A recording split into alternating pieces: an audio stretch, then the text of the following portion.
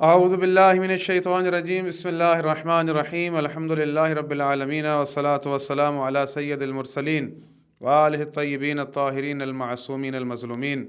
ایدان محترم، امید کرتا ہوں کہ آپ خیریت سے ہوں گے اور اللہ رب العالمین سے دعا گو ہوں کہ اللہ رب العالمین بحق محمد و آل محمد علیہ السلام آپ تمام مومنین کو خوشحال و آباد رکھے۔ پروگرام بیان القرآن میں آپ کو خوش آمدید کہتا ہوں، اور آج کا ہمارا بیان شروع ہوگا سورہ بقرہ آیت نمبر 118 سے، کہ جس میں اللہ رب العالمین فرماتا ہے بسم اللہ الرحمن الرحیم وقال الذین لا يعلمون لولا يكلمنا اللہ او تأتینا آیہ كذلك قال الذین من قبلهم مثل قولهم تشابہت قلوبهم قد بینا الآیات لقوم یوقنون۔ اور جو لوگ کچھ نہیں جانتے یعنی مشرک، وہ کہتے ہیں کہ اللہ ہم سے خود کلام کیوں نہیں کرتا، یا ہمارے پاس کوئی نشانی کیوں نہیں آتی۔ اسی طرح جو لوگ ان سے پہلے تھے وہ بھی انہی کی سی باتیں کیا کرتے تھے۔ ان لوگوں کے دل آپس میں ملتے جلتے ہیں، اور جو لوگ صاحب یقین ہیں ان کے سمجھانے کے لیے نشانیاں بیان کر دی گئی ہیں۔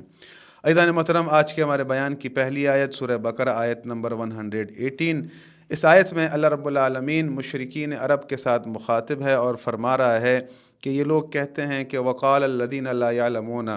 جو لوگ کچھ نہیں جانتے یعنی مشرکین عرب یہ کہتے ہیں کہ اللہ ہم سے خود کلام کیوں نہیں کرتا، یا ہمارے پاس کوئی نشانی کیوں نہیں آتی۔ کذالک قال الذین من قبل مثل قولہم، اور جو پچھلی امتیں گزری ہیں ان کے مشرکین بھی یہی کیا کرتے تھے کہ انبیاء سے کہتے تھے کہ اللہ ہم سے خود کلام کیوں نہیں کرتا۔ ان کے دل آپس میں ملتے جلتے ہیں۔ قد بینا الآیات لقوم یوقنون، اور جو لوگ صاحب یقین ہیں ان کے لیے نشانیاں بیان کر دی گئی ہیں۔ عزیزان محترم،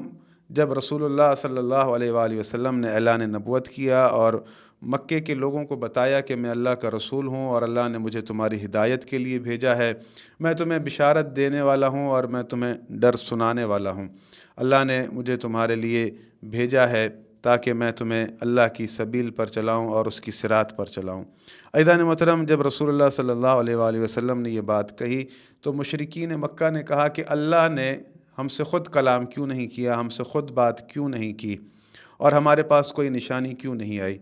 گزشتہ امتوں کے لوگوں نے بھی انبیاء سے اسی طرح کی بات کی، تو اللہ رب العالمین ان کے لیے کہہ رہا ہے کہ یہ جو مشرک ہیں اور وہ ان کے دل آپس میں ملتے جلتے ہیں، کیونکہ یہ بھی انہی کی سی باتیں کر رہے ہیں۔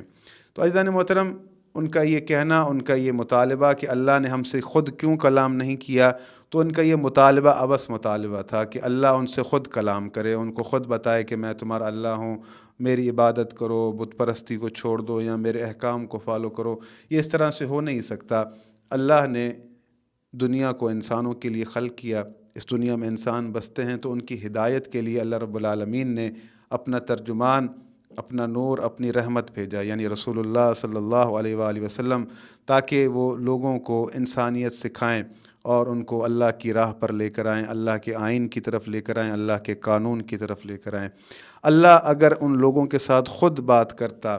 کہ تم میرے احکام کو فالو کرو، تو یہ ناممکن سی ایک چیز ہو جاتی۔ اللہ ان سے کہتا کہ بت پرستی نہ کرو، میری راہ میں نکلو، جہاد کرو، تو یہ بات بنتی نہ۔ اگر اللہ ان سے کہتا جہاد کے لیے نکلو، کیونکہ اللہ ہر چیز سے پاک ہے، وہ تنہا ہے، اس کا نہ کوئی بیٹا ہے نہ اس کی کوئی فیملی ہے، تو جن لوگوں کو اللہ کہتا کہ جاؤ جہاد کے لیے، تو یہی لوگ کہتے کہ اللہ تو ہر چیز سے پاک ہے، تیری نہ بیوی ہے نہ تیرے بچے ہیں، تجھے کیا پتا کہ بیوی اور بچوں کو چھوڑنا کیسا ہوتا ہے، تجھے کیا پتا کہ جب بھوک لگتی ہے تو کیسا محسوس ہوتا ہے۔ تو یہ باتیں ہو نہیں پاتی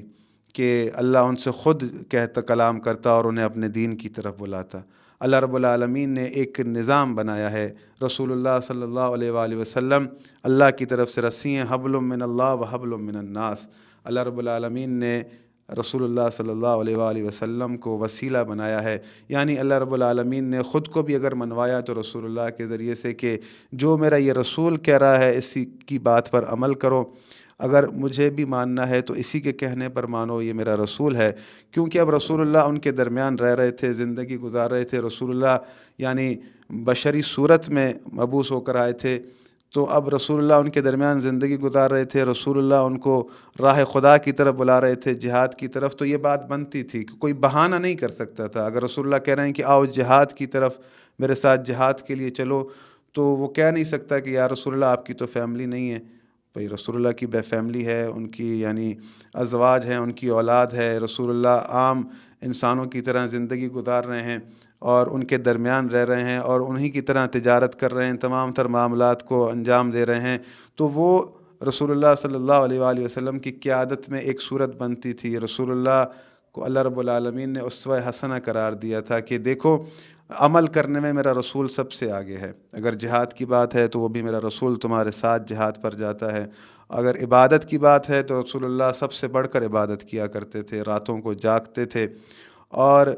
اب یہاں بھی کوئی بہانہ نہیں کر سکتا تھا کہ ہم عبادت کیسے کریں، بھئی سب سے پہلے رسول اللہ کر کے دکھانے والے ہیں، تو یہ لازمی تھا۔ عقل بھی اس چیز کو تسلیم کرتی ہے کہ اللہ رب العالمین ہمارے پاس ایسا ہی نمائندہ بھیجے جو ظاہری طور پر ہم جیسا ہو۔ اسی لیے اللہ رب العالمین نے فرمایا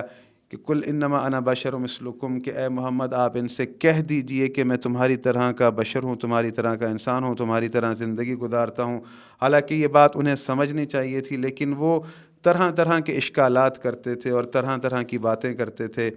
اور مزید اس کو واضح کرنے کے لیے میں آپ کے سامنے پیش کروں گا سورہ فرقان کی آیت نمبر 7۔ اس آیت میں اللہ رب العالمین فرماتا ہے کہ وَقَالُوا مَا لِهَذَا الرَّسُولِ يَأْكُلُ الطَّعَامَ وَيَمْشِي فِي الْأَسْوَاقِ لولا انزل علیہ ملک فیکون معہ نذیرا، اور کہتے ہیں کہ یہ کیسا پیغمبر ہے کہ کھانا کھاتا ہے اور بازاروں میں چلتا پھرتا ہے، کیوں نازل نہیں کیا گیا اس کے پاس کوئی فرشتہ اس کے ساتھ ہدایت کرنے کو رہتا۔ یعنی وہ اعتراض کر رہے تھے کہ یہ کیسا رسول ہے کہ جو کھانا بھی کھاتا ہے اور بازاروں میں چلتا ہے، اس کے ساتھ کوئی فرشتہ کیوں نہیں ہے کہ جو ہدایت کرنے کو رہتا، فرشتہ اس کے ساتھ ہوتا۔ یعنی اس طرح کی باتیں وہ کر رہے تھے۔ اگر فرشتہ ساتھ ہوتا اور فرشتہ اگر یہ باتیں کہتا تو پھر اللہ مہلت نہ دیتا۔ اللہ رب العالمین نے اس بات کو مزید واضح فرمایا سورہ انعام آیت نمبر 8 میں کہ وَقَالُوا لَوْلَا أُنزِلَ عَلَيْهِ مَلَكٌ وَلَوْ أَنزَلْنَا مَلَكًا لَّقُضِيَ الْأَمْرُ ثُمَّ لَا يُنظَرُونَ، اور یہ کہتے ہیں کہ ان پیغمبر پر فرشتہ کیوں نازل نہ ہوا جو ان کی تصدیق کرتا۔ اللہ نے جواب دیا اگر ہم فرشتے کو نازل کرتے تو فیصلہ ہو جاتا، پھر ہم تمہیں مہلت نہ دیتے۔ اب یہ مشرکین مکہ اس طرح کی باتیں کرتے تھے کہ اس رسول کے ساتھ کوئی فرشتہ کیوں نہیں آیا، فرشتہ ساتھ میں ہوتا، وہ فرشتہ ان کی تصدیق کرتا۔ تو اللہ رب العالمین نے جواب دیا کہ اگر میں فرشتے کو بھیجوں اور فرشتہ تصدیق کرے کہ یہ اللہ کے رسول ہیں، پھر تمہیں مہلت نہیں ملے گی کہ تم میرے رسول کا انکار کرو یا میرا انکار کرو، پھر تو یعنی فیصلہ ہی ہو جاتا۔ تو یہ جو ان کی ڈیمانڈس تھیں، جو ان کی باتیں تھیں کہ اللہ ہم سے خود کلام کرے یا کوئی فرشتہ کیوں نہیں آیا، تو اللہ رب العالمین نے ان کے تمام تر باتوں کے جوابات دیے، ان کی باتوں کو رد کیا، کیونکہ ان کی باتیں عبث باتیں تھیں، اور اللہ رب العالمین نے ان کے سمجھانے کے لیے ان باتوں کو کہا کہ یہ رسول جو تمہارے پاس آیا ہے یہ تم جیسا ہے، لیکن یہ میرا رسول ہے۔ وما محمد الا رسول، یعنی یہ جو محمد ہیں میرے رسول ہیں، میرے نمائندے ہیں، میں نے ان کو تمہاری طرف بھیجا ہے تاکہ تم ان کے ذریعے سے راہ نجات کو پاؤ۔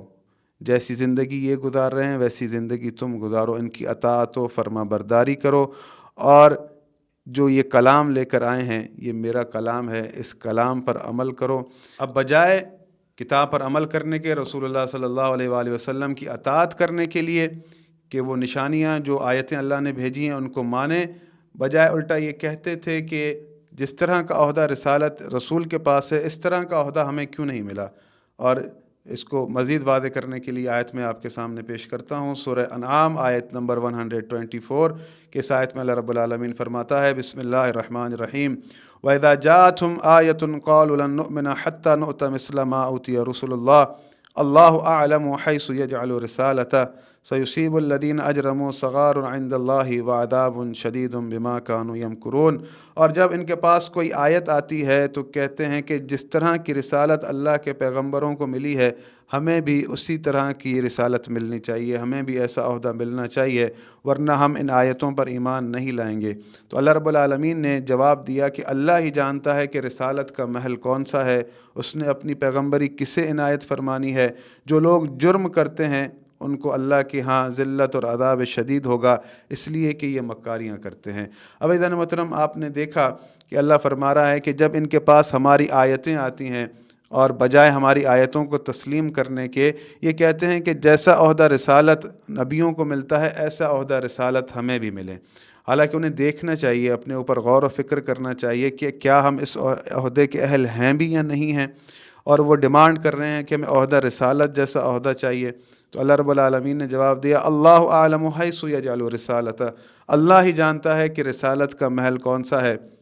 اس نے کسے پیغمبری عطا کرنی ہے، کسے نبی بنانا ہے۔ اور اللہ رب العالمین جب نبی بناتا ہے تو وہ اپنے برگزیدہ بندوں میں سے بناتا ہے، اس گھر کا انتخاب کرتا ہے جو پاک اور طیب گھر ہوتا ہے۔ اور اللہ رب العالمین اپنے کلام میں فرماتا ہے کہ میں نے جب بھی نبی بنایا یا تو نبی کے بیٹے کو بنایا یا نبی کے بھائی کو بنایا یا پھر نبی کی ذریت میں سے آگے چل کر انہی کی ذریت میں سے نبی کو رکھا، کیونکہ نبی ایک ہی شجر سے ہیں، انبیاء ایک شجر سے ہیں، پاک اور طیب شجر سے ہیں۔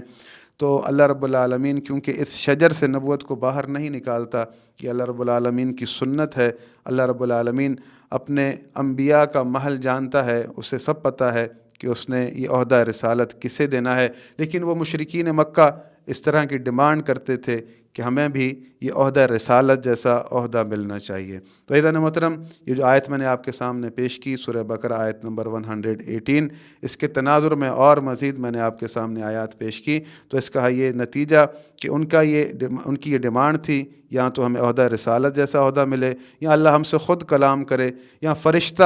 آ کر گواہی دے یہ اللہ کے رسول ہیں۔ تو اللہ رب العالمین نے ان تمام تر چیزوں کو رد کیا اور فرمایا کہ یہ میرے محمد میرے رسول ہیں، ان کی اطاعت و فرما برداری کرو، ان پر ایمان لاؤ، ان کے ذریعے سے مجھ پر ایمان لاؤ، اور جو تمہیں یہ دیں وہ چیز لے لو، اور جس چیز سے روکیں اس چیز سے رک جاؤ۔ عزیزان محترم، آگے بڑھتے ہیں اگلی آیت کی طرف۔ آج کے ہمارے بیان کی دوسری آیت سورہ بقرہ آیت نمبر 119، کہ جس میں اللہ رب العالمین فرماتا ہے، بسم اللہ الرحمن الرحیم، انا ارسلناک بالحق بشیرا ونذیرا ولا تسأل عن اصحاب الجحیم۔ اے محمد صلی اللہ علیہ وآلہ وسلم، ہم نے تم کو سچائی کے ساتھ خوشخبری سنانے والا اور ڈرانے والا بنا کر بھیجا ہے، اور اہل دوزخ کے بارے میں تم سے کچھ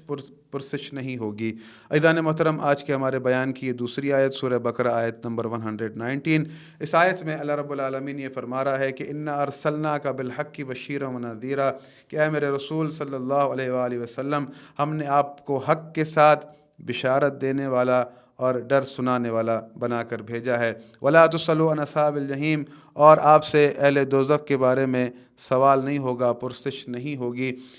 آپ نے اپنی ذمہ داری نبھا لی، آپ کا کام ہے دین کو پہنچا دینا، مجھ اللہ کا پیغام پہنچا دینا، کیونکہ ہم نے آپ کو حق کے ساتھ بھیجا ہے، آپ ہمارے رسول ہیں،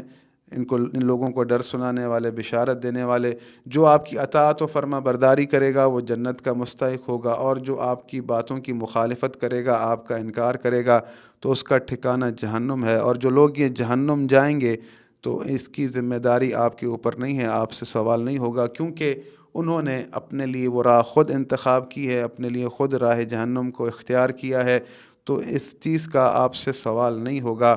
آپ اپنی تمام تر توجہات کو مذکور رکھیں بشارت دینے کے لیے اور ڈر سنانے کے لیے، کیونکہ آپ ہمارے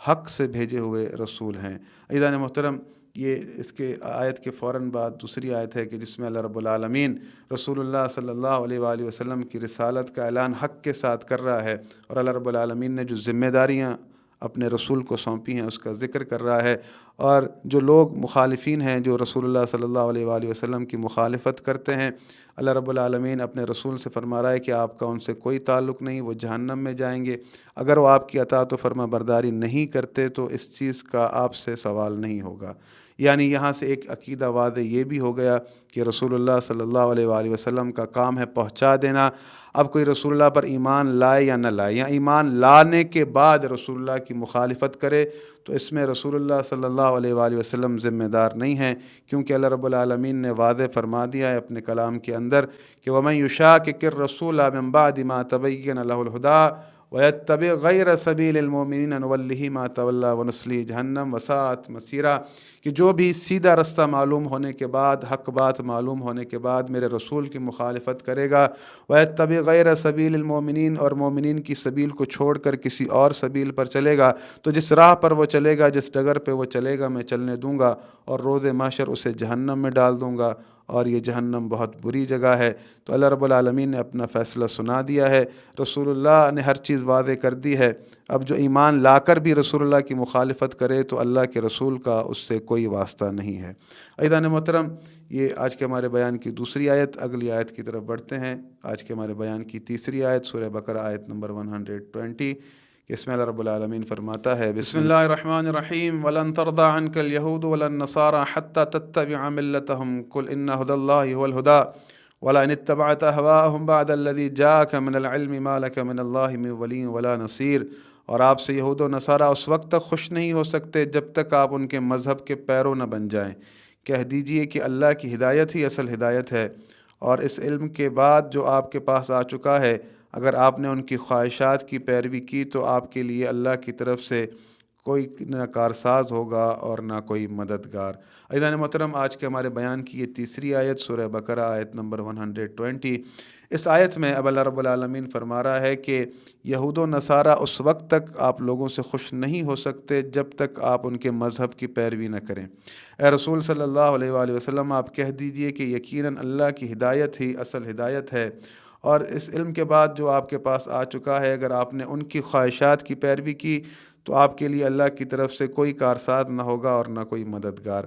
عزیزان محترم، ظاہری طور پر تو اس آیت کے اندر خطاب رسول اللہ صلی اللہ علیہ وآلہ وسلم سے ہے، لیکن مکتب اہل بیت علیہ السلام کی تفسیر میں ائمہ معصومین علیہ السلام فرماتے ہیں کہ اس آیت میں خطاب در حقیقت رسول اللہ کے ذریعے امت کے ساتھ ہے، کہ اللہ رب العالمین امت کو یہ بات سمجھانا چاہ رہا ہے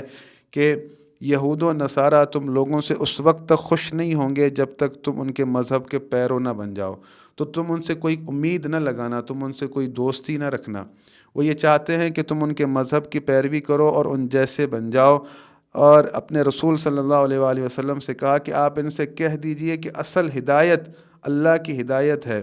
اور جو علم تمہارے پاس آ چکا ہے کہ تمہیں بتا دیا گیا ہے، ہر چیز واضح ہو چکی ہے، اس کے بعد بھی اگر تم ان لوگوں کی خواہش کی پیروی کرو گے تو پھر نہ ہی تمہارا کوئی مددگار ہوگا اور نہ ہی تمہاری کوئی نصرت ہوگی۔ یعنی اس زمانے میں در حقیقت یہود و نصارہ بھی یہ امید لگائے بیٹھے تھے کہ یہ لوگ ہم جیسے بن جائیں گے، کیونکہ ان کا دین حق کا دین نہیں تھا۔ وہ جھوٹے لوگ تھے جنہوں نے اپنے دین میں تحریفات کی تھی۔ وہ چاہتے تھے کہ مسلمان بھی ہماری طرح ہو جائیں اور حق جو ان تک پہنچ چکا ہے اسے جھٹلا کر ہماری پیروی کریں۔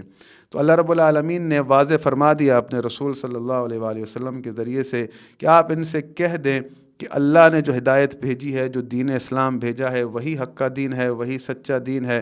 اسے چھوڑ کر، کیونکہ تمہارے پاس علم آ چکا ہے، اب تم یہود و نصارہ کی پیروی کرو گے تو پھر نہ ہی تمہاری کوئی مدد ہوگی اور نہ ہی تمہاری کوئی نصرت ہوگی۔ یہ آیت اس زمانے کے لوگوں کے لیے ہونے کے ساتھ ساتھ آج اس زمانے کے لیے لوگوں کے لیے بھی ہے کہ جو لوگ یہود و نصارہ کی خواہش کی پیروی کرتے ہیں، بعد اس کے کہ ان کو ہر چیز پتہ ہے کہ وہ دین اسلام کے ماننے والے ہیں جو کہ حق کا دین ہے، ان کے پاس یہ سب باتیں موجود ہونے کے باوجود بھی یہود و نصارہ کی پیروی کرتے ہیں، تو اللہ رب العالمین یہ فرما رہا ہے کہ پھر روز محشر تمہارا کوئی بھی مددگار نہیں ہوگا۔ یہ لوگ تم سے چاہتے ہیں کہ تم ان جیسے بن جاؤ، اور اللہ نہیں چاہتا کہ ایک مومن، ایک مسلمان جس نے رسول اللہ صلی اللہ علیہ وآلہ وسلم کا کلمہ پڑھا ہے، وہ ان جیسا بنے اور ان کی پیروی کرے۔ یہ جو پیروی کی بات ہے وہ در حقیقت ان جیسا رہن سہن اس طرح کی بات ہے، لیکن اگر پیروی کی بات یا تجارت کا کرنا یا ان کے ساتھ کوئی کاروباری معاملات کرنا، وہ ایک ڈیفرنٹ چیز ہے، لیکن جس طرح کا ان کا رہن سہن ہے، جس طرح کا ان کا پہننا اوڑھنا ہے، اس طرح کا اللہ نہیں چاہتا۔ یا یہ وہ چاہتے ہیں کہ جس طرح وہ مشرک ہیں مسلمان بھی مشرک بن جائیں، تو اللہ نہیں چاہتا کہ ان عقائد میں تم ان کی پیروی کرو، بلکہ اللہ رب العالمین فرما رہا ہے کہ تم دعوت دینے والے بنو ان کو، کہ تم ان کو اللہ کے دین کی طرف بلاؤ جو کہ حقیقی دین ہے۔ عزیزان محترم، جو بھی یہود و نصارہ کی خواہش کی پیروی کرتا ہے، اللہ اسے یعنی روز محشر سے ڈرا رہا ہے کہ اس روز تمہاری کوئی مدد نہیں کی جائے گی، کوئی نصرت نہیں کی جائے گی۔ تو آج بھی آیت موجود ہے، تمام حکمرانوں کو بھی سوچنا چاہیے کہ اللہ نہیں چاہتا کہ مسلمان یہود و نصارہ کی خواہش کی پیروی کریں، تو کسی بھی صورت میں یہود و نصارہ کی خواہش کی پیروی کرنا یہ جائز نہیں ہے۔ اللہ رب العالمین نے اس آیت میں سختی سے منع کیا ہے۔ ہم اسلام کے ماننے والے ہیں جو کہ ایک مستقل دین ہے، اور اسلام کے سربراہ حضرت محمد مصطفیٰ صلی اللہ علیہ وآلہ وسلم ہے۔ ہمیں انہی سے ہدایت لینی ہے اور ان کے اوصیاء سے ہدایت لینی ہے اور انہی کی باتوں کو فالو کرنا ہے، تبھی اللہ ہم سے راضی ہوگا اور ہمیں ان سے دوری اختیار کرنی ہے۔ عزیزان محترم، آج کے ہمارے بیان کی آخری آیت سورہ بقرہ آیت نمبر 121 کہ جس میں اللہ رب العالمین فرماتا ہے، بسم اللہ الرحمن الرحیم، الذین آتیناہم الکتاب یتلونہ حق تلاوتہ اولئک یؤمنون بہ ومن یکفر بہ فاولئک هم الخاسرون۔ جن لوگوں کو ہم نے کتاب عنایت کی ہے وہ اسے ایسا پڑھتے ہیں، ایسے تلاوت کرتے ہیں جیسا تلاوت کرنے کا حق ہے، یہی لوگ اس پر ایمان رکھنے والے ہیں، اور جو اس کو نہیں مانتے وہ خسارہ پانے والے ہیں۔ عزیزان محترم، ہمارے بیان کی آخری آیت سورہ بقرہ آیت نمبر 121 کہ الذین آتیناہم الکتاب یتلونہ حق تلاوتہ، کہ اللہ فرماتا ہے کہ جن کو ہم نے کتاب عنایت فرمائی ہے وہ اسے ایسا پڑھتے ہیں جیسا پڑھنے کا حق ہے۔ یعنی پڑھنے کا حق کیا ہے کہ وہ اس پر پورا غور و فکر کرتے ہیں، پورا تدبر کرتے ہیں، پورا سمجھتے ہیں، اس کے احکام کو سمجھتے ہیں کہ اللہ آخر ہم سے چاہتا کیا ہے۔ وہ فقط کتاب کو رٹتے نہیں ہیں، وہ فقط کتاب کو حفظ کرتے نہیں ہیں۔ اللہ رب العالمین نے پورے قرآن میں کہیں پر نہیں کہا کہ تم کتاب کو حفظ کرو، بلکہ اللہ رب العالمین نے یہ فرمایا ہے کہ تم کتاب پر تدبر کرو، تم قرآن پر تدبر کرو۔ افلا یتدبرون القرآن ام علی قلوب اقفالها، کہ یہ قرآن پر تدبر کیوں نہیں کرتے، کیا ان کے دلوں پر قفل لگے ہیں؟ تو آج اس زمانے میں ہم دیکھتے ہیں کہ کتاب کی تلاوت تو بہت سے لوگ کرتے ہیں، سارا دن پڑھتے ہیں، اس کو رٹتے رہتے ہیں، لیکن ان کو نہیں پتہ کہ یہ کتاب کہہ کیا رہی ہے۔ تو اللہ رب العالمین در حقیقت یہ کہہ رہا ہے کہ جن لوگوں کو ہم نے کتاب عنایت کی ہے وہ کتاب کو ایسا پڑھتے ہیں جیسا پڑھنے کا حق ہے۔ تو اس آیت کی تفسیر میں، تفسیر برہان میں حدیث موجود ہے کہ امام جعفر صادق علیہ الصلاۃ والسلام فرماتے ہیں کہ یہ اس سے مراد ہم ائمہ معصومین علیہم السلام ہیں جو کتاب کی تلاوت ایسا کرتے ہیں جیسے تلاوت کرنے کا حق ہے۔ یعنی ہم قرآن کو پوری طرح سے سمجھتے ہیں، اس پر غور و فکر کرتے ہیں، اس پر تدبر کرتے ہیں، قرآن کہہ کیا رہا ہے۔ قرآن کے تمام علوم ہمارے پاس ہیں، اور اللہ رب العالمین نے ہمیں کتاب بھی دی ہے، حکمت بھی دی ہے، کہ جس کے لیے اللہ رب العالمین نے اپنے کلام میں فرمایا ہے کہ ہم یحسدون الناس علی ما آتاہم اللہ من فضلہ فقد آتینا آل ابراہیم الکتاب والحکمت وآتیناہم ملکا عظیما، کہ اللہ رب العالمین فرما رہا ہے کہ تم ان سے حسد کرتے ہو کہ جن کو میں نے اپنے فضل سے نوازا ہے۔ فقد آتینا آل ابراہیم الکتاب والحکمت وآتیناہم ملکا عظیما، ہم نے آل ابراہیم میں کتاب کو بھی رکھا ہے، حکمت کو بھی رکھا ہے، اور انہیں ملک عظیم عطا کیا ہے۔ آل ابراہیم سے مراد یعنی در حقیقت وہ سلسلہ امامت ہے کہ جسے حضرت ابراہیم علیہ الصلاۃ والسلام نے مانگا تھا کہ جب اللہ نے ان کی آزمائش کی تھی۔ تو یہ وہ لوگ ہیں جو پوری کتاب کو جاننے والے ہیں، یہ اس کو کتاب کو اس طرح سے تلاوت کرتے ہیں جیسا تلاوت کرنے کا حق ہے۔ اللہ رب العالمین نے انہیں ملک عظیم نوازا ہے۔ امام حسین علیہ الصلاۃ والسلام بھلے تنہائی ہوں، ان کے 72 ساتھی تھے، یزید کے پاس بہت بڑا لشکر تھا، لیکن ملک عظیم کے مالک امام حسین علیہ الصلاۃ والسلام تھے۔ اور اگر ہم پیچھے جائیں تو امیر المومنین علی علیہ الصلاۃ والسلام رسول اللہ کے بعد تنہائی ہوں، لیکن ملک عظیم کے مالک وہ تھے۔ اللہ رب العالمین نے انہیں کتاب بھی عطا کی تھی، انہیں حکمت بھی عطا کی تھی، اور ملک عظیم بھی عطا کیا تھا۔ اس کے بعد اس کا اگر کوئی مصداق ہے تو وہ امام حسن مجتبیٰ علیہ الصلاۃ والسلام ہے کہ اللہ رب العالمین نے انہیں کتاب بھی دی تھی، علم بھی دیا تھا، اور انہیں ملک عظیم بھی عطا کیا تھا۔ یہ حضرت ابراہیم علیہ الصلاۃ والسلام کی دعا ہیں کہ جو انہوں نے مانگی تھی کہ یا اللہ میری ذریت میں امامت کو رکھ۔ یہ قرآن کی تلاوت کو ایسے کرتے ہیں جیسے تلاوت کرنے کا حق ہے، پورا تدبر کرتے ہیں۔ اور در حقیقت اس آیت کے اندر ایک سبق یہ بھی ہے کہ قرآن کو جب بھی پڑھو تدبر کے ساتھ پڑھو، غور و فکر کے ساتھ پڑھو، کیا تم سے کہتا ہے اسے سمجھنے کی کوشش کرو۔ اب بعض اوقات ایسا بھی ہوتا ہے کہ کچھ لوگ پڑھتے تو ہیں لیکن عمل نہیں کرتے، اسی لیے اللہ رب العالمین کو ایسے لوگ ناپسند ہیں جو کتاب کی تلاوت کریں اور اس کی باتوں کو سمجھیں بھی پھر عمل نہ کریں۔ تو ضروری یہ ہے کہ ہم جو لوگ ہیں آج اس زمانے کے کہ جو کتاب کو پڑھتے ہیں، پھر ہمارے اوپر یہ واجب ہے کہ ہم کتاب کی باتوں کو مانیں اور اس پر عمل بھی کریں۔ یہی حق بنتا ہے کہ ہم ائمہ معصومین علیہم السلام کی سیرت پر چلتے ہوئے اس کتاب پر عمل کریں، اور اس کتاب میں جو لکھا ہے عمل کرتے ہوئے، اور جس چیز سے منع کیا گیا ہے اس چیز سے رک جائیں۔ مجھے امید ہے کہ آج کا یہ بیان آپ کو ضرور پسند آیا ہوگا۔ یہ 4 آیات میں نے آپ کے سامنے پیش کی۔